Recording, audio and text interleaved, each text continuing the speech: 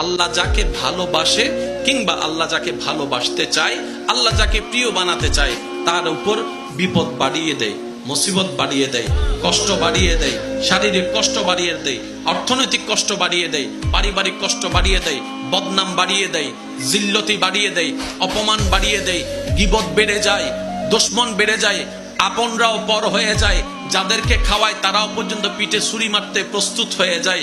মনে রাখবেন, যখনই জীবনে এমন কিছু অনাকাঙ্ক্ষিত ঘটনা আপনার চোখের সামনে আসবে, আপনার বিবেকের সামনে আসবে, এতটুক মনকে স্থির করিয়ে নেন, আল্লাহ তাআলা আমাকে ধৈর্যের পরীক্ষা নিচ্ছেন। সুবহানাল্লাহ, আল্লাহ আমার ধৈর্যের পরীক্ষা নিচ্ছেন। কেন?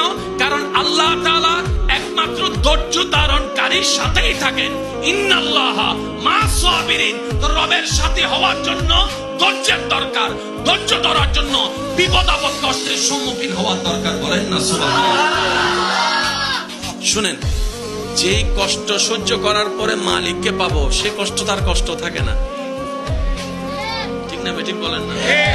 যে কষ্ট সহ্য করার পরে যদি মালিক রাজি হয়, এটার কষ্ট থাকে না। তো এই কষ্টটার চাইতে মহাগুণ আনন্দ বেশি চলে আসে তখন। আর একটু জোরে বলা যাবে সুবহানাল্লাহ।